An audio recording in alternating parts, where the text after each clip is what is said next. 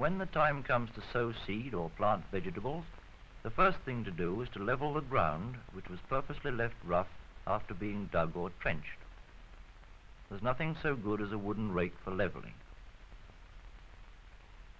Treading the ground fills up the hollows left after digging or trenching. It breaks up the lumps and makes the ground firm.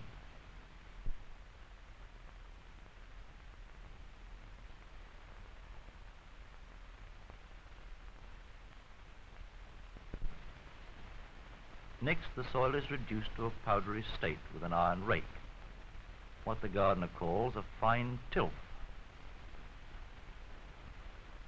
There's no use trying to get a fine tilth when the soil is wet and sticky. Here's one of the first crops to be planted in the spring, shallots. Always set out the rows with a line to keep them straight.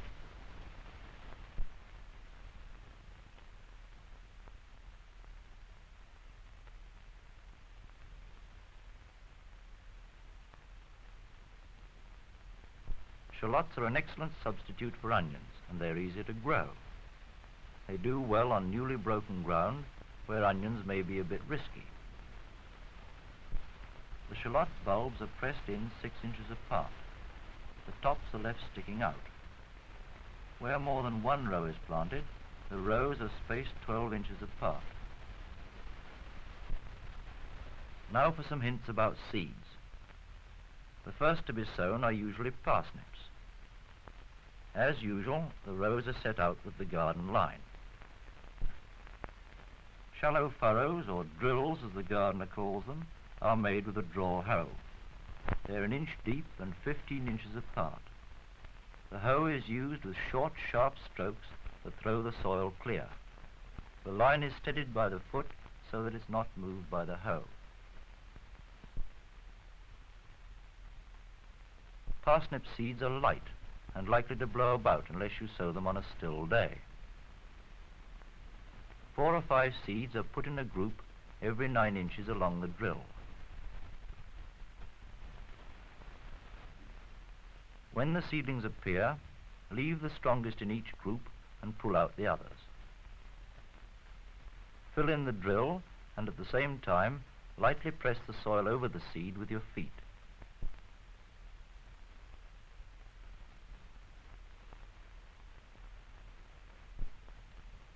Then rake over the surface, leaving it tidy.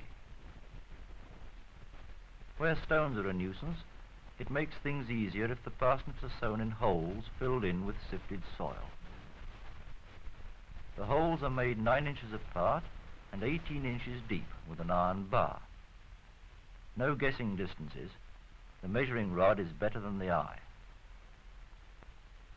Of course, parsnips don't really need holes to be bored for them in this kind of soil.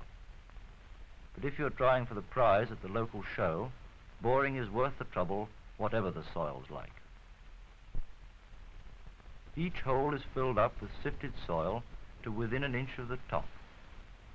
The soil is carefully packed in. A blunt rammer makes certain that no empty spaces are left to collapse later on.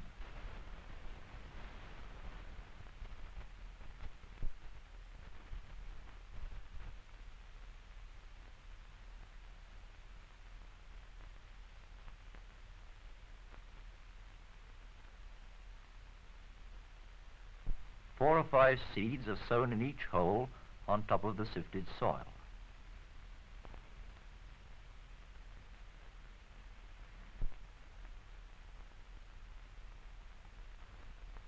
Cover them with 1 inch of soil.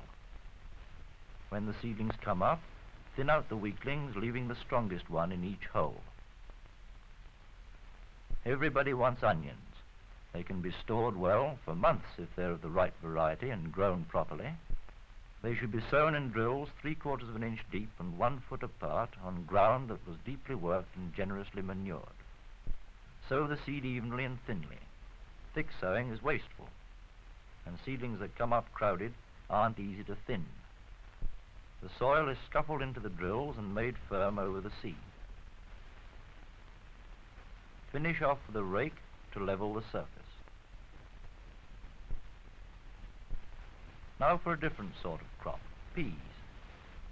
These need deeper drills, 2 to 3 inches, according to the soil, deeper in light than in heavy soils. It's particularly important to throw the soil clear of the drill and not to drag the hoe along so that the soil accumulates in front of it. The peas are sown evenly.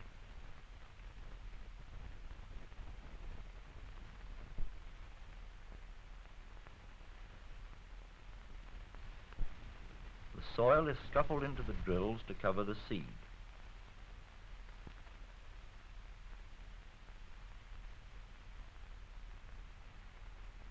Crops like Brussels sprouts, cabbages and leeks are best sown in the seed bed and transplanted later into their permanent quarters. The end of your plot is a good place for a seed bed. The early preparation is the same, treading and raking.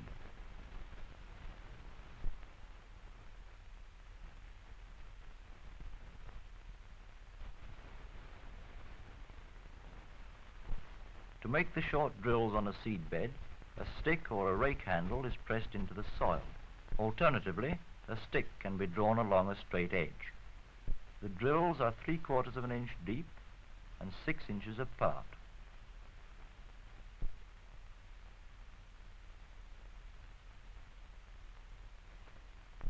The seed is sown evenly and not too thickly.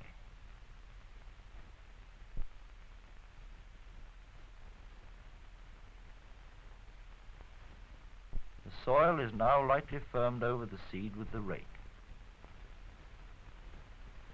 Autumn sown onions should be transplanted into their permanent quarters in March.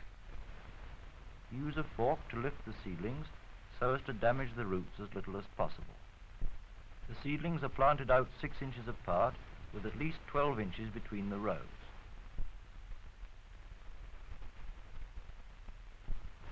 These holes, made with a trowel, are deep enough to take the longest roots. The trowel holds back the soil while the plant is slipped in.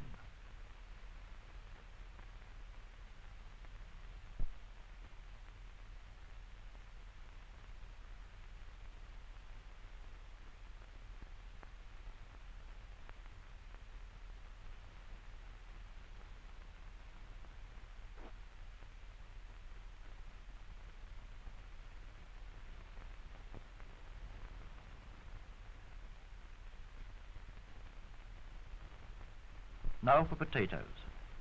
As soon as the seed potatoes arrive, set them out in shallow boxes, placed somewhere frost-proof and light. There's a great difference between the spindly white sprouts of seed potatoes kept in the dark and the sturdy green sprouts of potatoes kept in the light, as they should be.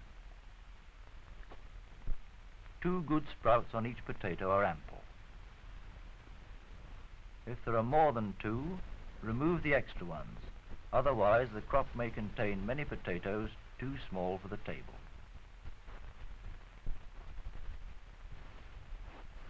Potatoes are one of the best crops to plant on newly broken ground.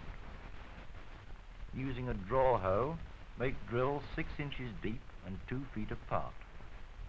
Make short, sharp strokes, throwing the earth out of the drill as you go.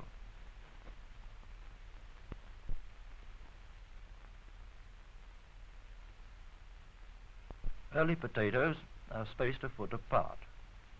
Main crops 15 inches. Space out the seed potatoes evenly with a measuring stick. There's a right way up for seed potatoes, sprouts to the top.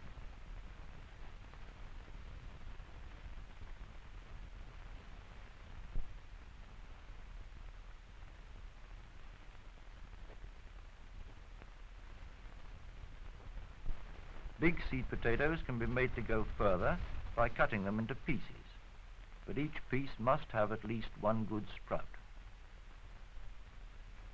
The line of the cut depends on the position of the strongest sprouts.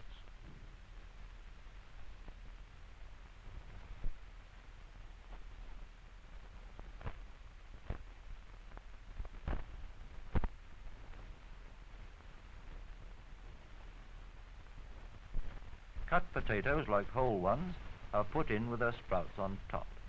They're pressed into the soil just enough to keep them in place. When the seed potatoes, cut or whole, are in place in the drills, they're covered with a little soil before adding artificial fertilizers. The best mixture is one that contains the various plant foods in the right proportions. Information on this point will be found in the Ministry of Agriculture leaflets. The mixture should be sprinkled in the drills so that as the roots develop from the seed sprouts, they can make use of it. Fill in the drills, leaving a slight ridge to show where the potato tops will appear, so that if you hoe the ground before the potatoes come up, the tops aren't damaged. Don't earth up the rows at planting time with the idea of saving labor, but wait until the tops are well developed, usually in June.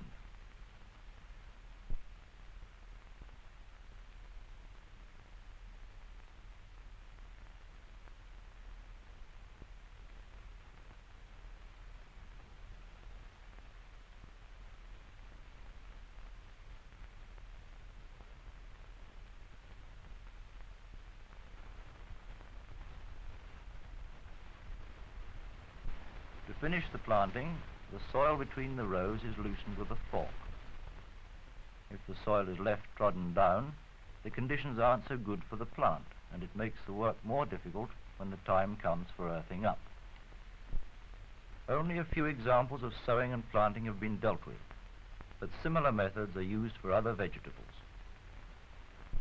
Remember to make the ground for seed sowing firm, get a fine top surface, and as a general rule, sow thinly, for seeds are precious.